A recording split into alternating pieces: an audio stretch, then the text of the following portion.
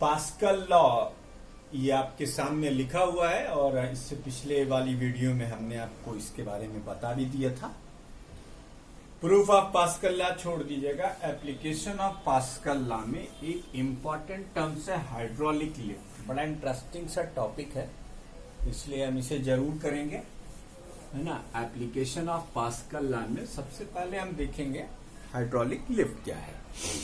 ठीक है, तो हाइड्रोलिक लिफ्ट देखो बहुत आसान सा कॉन्सेप्ट है। एप्लीकेशन ऑफ पास्कल लॉ में वैसे तो बहुत सारी एप्लीकेशंस हैं, लेकिन अब रिड्यूस सिलेबस के अकॉर्डिंगली अगर हम चले तो एक हमको मिलती है पढ़ने के लिए, एप्लीकेशन ऑफ हाइड्रोलिक लिफ्ट।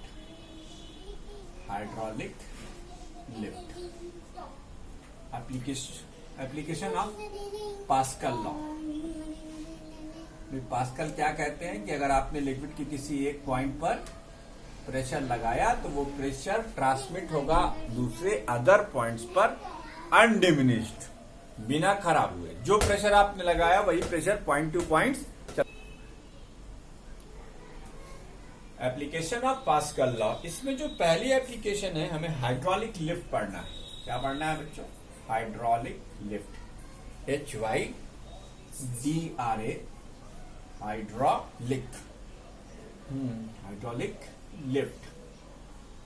ये बड़ा एक कॉमन एग्जांपल है। आप देख सकते हैं किसी भी कार वॉश कंपनी में जाइए तो वहां इसी पास्कल लॉ का इस्तेमाल करके एक लिफ्ट बनाई जाती है। देखो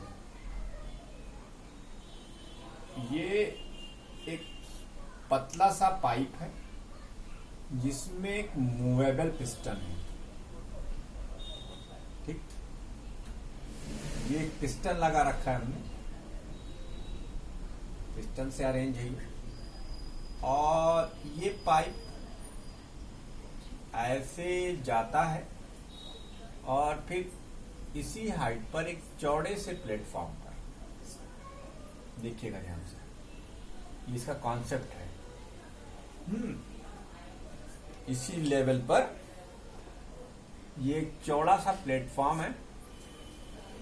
इसका एरिया ऑफ क्रॉस सेक्शन आप A2 मान लें, इसका आप area of cross section A1 मान लें। ठीक, अब आपने यहां से एक फोर्स ऐसे लगाया F1, तो पास्कल कहते हैं फोर्स पर यूनिट एरिया। इस पॉइंट पर लगा प्रेशर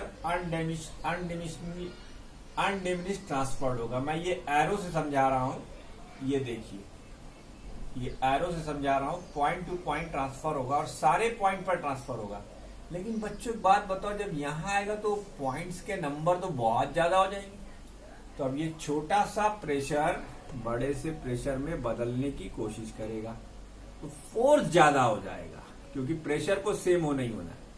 ये देखिए साहब, तो ये यहां पर रखे हैवी लोड को उठाने के काम में आएगा। हैवी लोड को उठाने के काम में आएगा। याद रखिए, at the same height the pressure is same.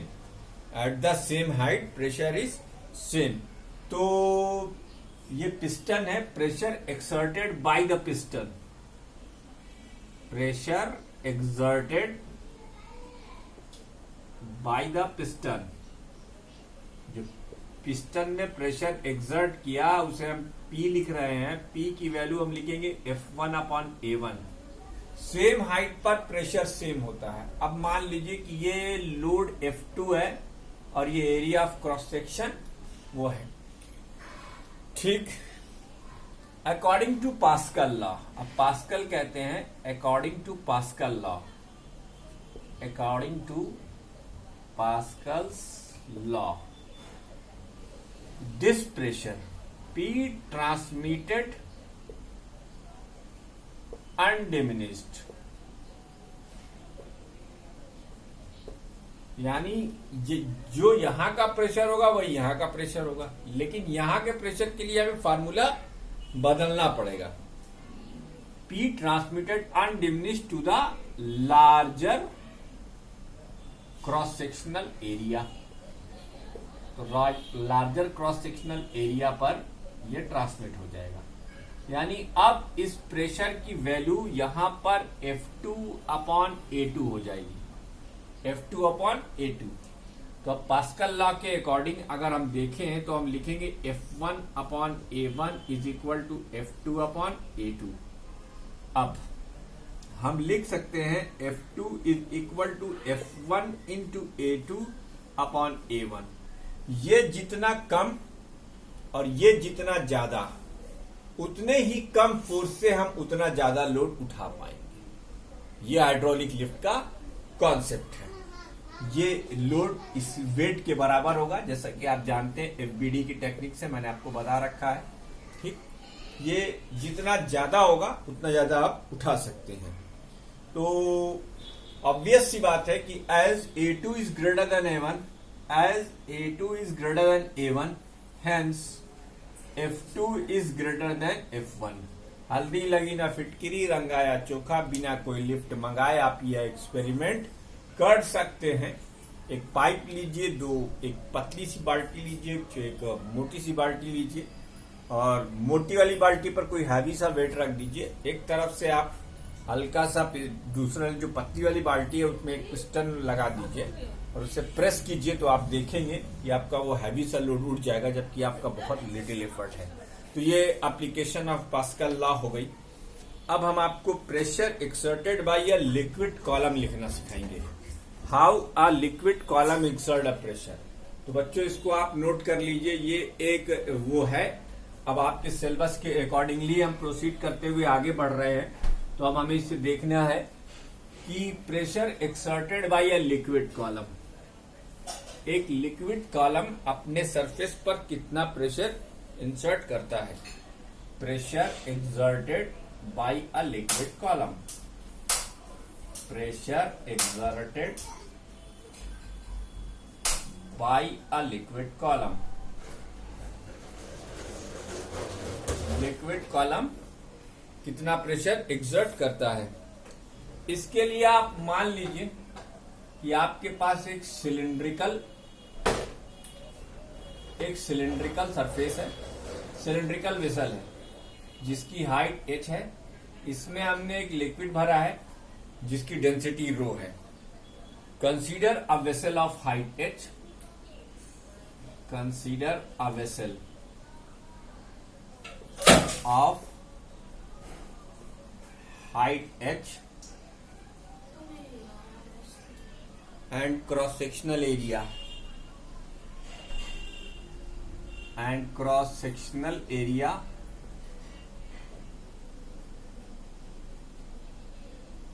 A, and cross sectional area A filled with a liquid,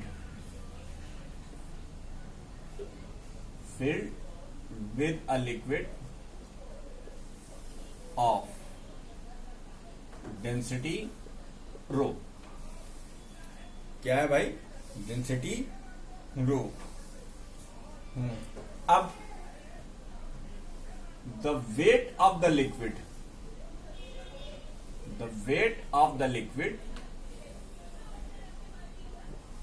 exert a downward thrust. याद आया? इस चैप्टर के स्टार्ट में मैंने आपको थ्रस्ट का कॉन्सेप्ट सिखाया था। भाई लिक्विड जब भी किसी सॉलिड सरफेस के कांटेक्ट में आता है तो वो उसके ऊपर एक थ्रस्ट एक्सर्ट करता है। तो अब ये पूरा लिक्विड इस वेसल के अंदर भरा हुआ है, तो ये डाउनवर्ड एक थ्रस्ट एक्सर्ट करेगा। Thrust, the weight of the liquid exert a downward thrust on the bottom, of the vessel. ठीक, तो पहले हम वेट ऑफ द लिक्विड निकाल लें। वेट ऑफ द लिक्विड क्या होगा? Mass into acceleration due to gravity. Mass क्या होगा? Volume into density, into G. Volume क्या होगा? Area of cross section multiplied by height, ये वॉल्यूम का फॉर्मूला हो गया, इंटू डेंसिटी इंटू जी। तो बच्चों एरिया ऑफ क्रॉस सेक्शन आपने ए लिया है, हाइट आपने एच ली है, डेंसिटी रो और ये जी, ये डब्ल्यू हो गया। और यही क्या है, यही थ्रस्ट के इक्वल है, यही क्या है, थ्रस्ट है। और आप जानते हैं प्रेशर का फार्मूला क्या होता है, pressure thrust exerted upon area. तो pressure exerted by liquid column, pressure exerted by liquid column, ये क्या हो जाएगा, thrust upon area of cross section. तो थ्रस्ट कितनी है, A H rho ji, area कितना है ए, ये हो गया एच रो जी। ये pressure exerted by liquid column, ये क्या हो गया बेटा, pressure exerted by liquid column. Effect of gravity आप छोड़ना चाहें तो छोड़ सकते हैं। उसके बाद हाइट ऑफ एटमॉस्फेयर ये भी हटाया गया, बैरोमीटर भी हटा दिया गया। अब दो बातें और आपको बता दें क्योंकि कि हमें खुद के लिए डिफाइन करना है, हमें आगे कुछ टर्म्स डिफाइन करने हैं जिसके लिए जरूरी है। Atmospheric pressure and gauge pressure, ये दो टर्म्स हम आपको डिफाइन करना चाहते हैं अपने लिए। तो ये आप वीडियो को पॉज करके नोट कीजिए। कोई भी लिक्विड जब किसी वेसल में भरा जाता है तो वो अपने हाइट के अकॉर्डिंग प्रेशर एक्सर्ट करता है। और वो प्रेशर कैसे कैलकुलेट किया जाता है, एच रो जी। एच का मतलब height of the liquid column, मतलब कॉलम का मतलब यहाँ जितनी हाइट तक आपने लिक्विड भरा है उसको वो पूरा कॉलम माना गया। तो उस कॉलम की हाइट एच है, लिक्विड की डेंसिटी और एक्सीलरेशन ड्यू टू ग्रेविटी, तीनों का मल्टीप्लाई कर दीजिए, आपको pressure exerted by the liquid मिल जाएगा। इसके बाद अब हम लोग करना चाहेंगे एटमॉस्फेरिक प्रेशर और गॉज प्रेशर। ठीक है, तो ये आप नोट कर सकते हैं। इसके बाद फार्मूला याद रखिएगा, P is equal to H rho G. इसकी डेरिवेशन को आप नहीं भी याद करते हैं तो मुझे चलता है, इसको एग्जाम में भी चलता है, नहीं पूछा जाता ये। तो what is atmospheric pressure, the atmospheric pressure क्या बोला है भाई, एटमॉस्फेरिक प्रेशर। ये जो एटमॉस्फेरिक प्रेशर है, देखो the earth, the surface of the earth, the surface of the earth is enclosed by gases, environment। आप सबको मालूम है हवा है, environment है ना। अब गैसेस क्या है बेटा, फ्लूइड है। तो फ्लूइड क्या एक्सर्ट करती हैं, प्रेशर एक्सर्ट करती हैं। The pressure exerted by the air per unit area is known as atmospheric pressure. The pressure exerted, the thrust exerted per unit area, the thrust exerted per unit area by the air is known as atmospheric pressure। atmospheric pressure। सामान्य वातावरण अगर हो तो 1 atmospheric pressure को हम 1 ATM लिखते हैं। ये 1 एटमॉस्फेरिक प्रेशर है, एटमॉस्फेरिक प्रेशर। ये जो आपका 1 एटमॉस्फेरिक प्रेशर है, इसकी वैल्यू 1.01 इंटू 10⁵ न्यूटन पर मीटर स्क्वायर होती है। यानी 1 मीटर स्क्वायर के सरफेस पर जो फोर्स, हवा का दबाव होता है, हवा का फोर्स होता है, वो 1.01 इंटू 10⁵ न्यूटन का होता है। ये है एटमॉस्फेरिक प्रेशर। ठीक है, ये हो गया आपका एटमॉस्फेरिक प्रेशर। तो इसके बाद अब आप लोग इस चैप्टर में डिफरेंट यूनिट दी हुई है, डिफरेंट यूनिट ऑफ प्रेशर। हम उसे क्या करेंगे कर आप उसे अपनी किताब से देख लीजिएगा, कुछ खुद भी करिए। खुद भी करिए। अब किसी पॉइंट पर एक पॉइंट और आपको नोट कराना चाहूंगा, absolute pressure at a height. Absolute pressure is equal to gauge atmospheric pressure plus gross pressure। Atmospheric pressure plus gauge pressure. तो गॉज प्रेशर क्या होता है, इसको तुम एक डायग्राम से समझ लो। जैसे ये झील का अपर लेवल है, ये ग्राउंड है, ये झील है, ये पानी भरा हुआ है, ठीक। अब ये h हाइट तक पानी भरा हुआ है।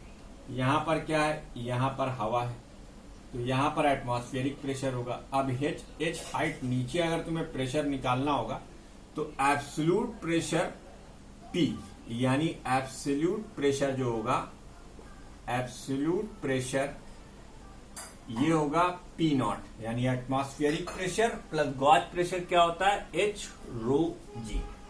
ये है आपका गॉज प्रेशर। मैं यही बताना चाह रहा था आपको कि H height above absolute pressure जो होता है वो एटमॉस्फेरिक प्रेशर प्लस H रो G होता है। यानी अगर आप यहां से यहां उतर के चले आएंगे तो हवा का दबाव, अरे आपके ऊपर लगने वाला प्रेशर इस अमाउंट से बढ़ जाएगा। क्यों? क्योंकि आप H हाइट नीचे आ गए हैं।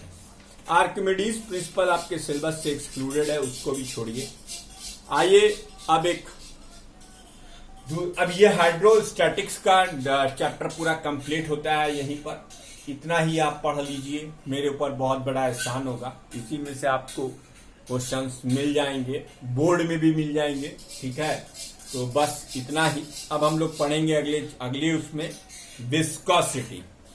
विस्कोसिटी एक बहुत ही इंपॉर्टेंट चैप्टर है। इसमें टर्मिनल वेलोसिटी है, इसमें बर्नौली थ्योरम है, इसमें इक्वेशन ऑफ कंटिन्यूटी है, थोड़ा सा चैप्टर टॉर्सली है, वेंचुरी मीटर है।